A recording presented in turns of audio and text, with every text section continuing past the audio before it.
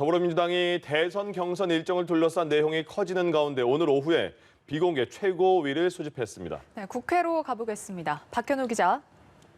네, 민주당 지도부는 이번 주 초에는 대선 경선 일정 문제를 매듭짓는다는 계획입니다. 현행 민주당 당원 당규에 따르면 당 대선 후보는 내년 3월 대선일로부터 180일 전인 오는 9월 초에 확정해야 합니다.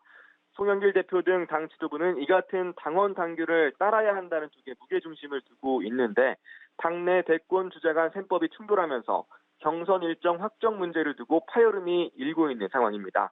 이재명 경기지사 측은 현행 당원 당규에 따라 경선 일정을 진행해야 한다는 입장이지만 이낙연 전 대표와 정세균 전 총리 측은 경선 연기를 주장하며 부딪히고 있습니다. 특히 이 전 대표와 정 전 총리 측 의원 66명은 이 문제를 의원총회를 열어 공식적으로 논의하자면서 의총 소집 요구서를 당 지도부에 제출한 상태입니다.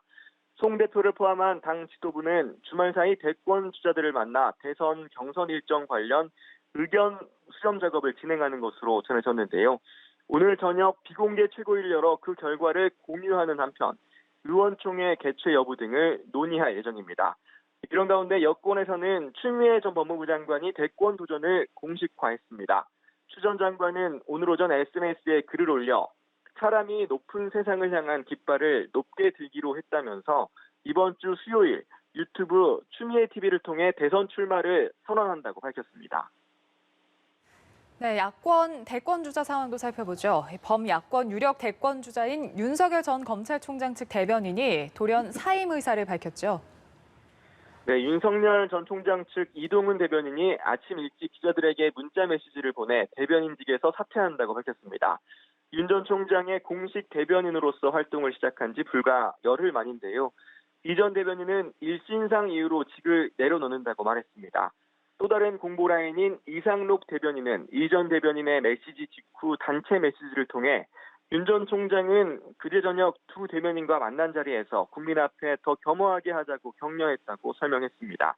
이어 하지만 이 전 대변인은 어제 오후 건강 등의 사유로 더 이상 대변인직을 수행하기 어렵다는 뜻을 밝혔고 윤 전 총장은 아쉬운 마음으로 이를 수용했다고 부연했습니다. 이 전 대변인의 갑작스러운 사퇴를 두고는 최근 국민의힘 입당 문제와 관련해 윤 전 총장과 이 전 대변인이 엇박자를 빚은 것이 영향을 미친 것 아니냐는 해석이 나오고 있습니다.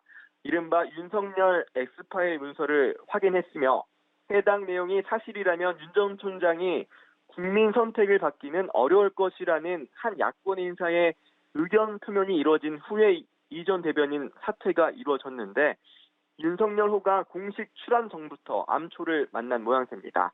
이런 가운데 국민의힘 이준석 대표는 오늘 오후 서울에서 보수세가 강한 지역이자 젊은 층이 많이 찾는 곳인 강남역을 찾아 청년과 당원, 주민들과 소통하는 시간을 갖습니다. 지금까지 국회에서 전해드렸습니다.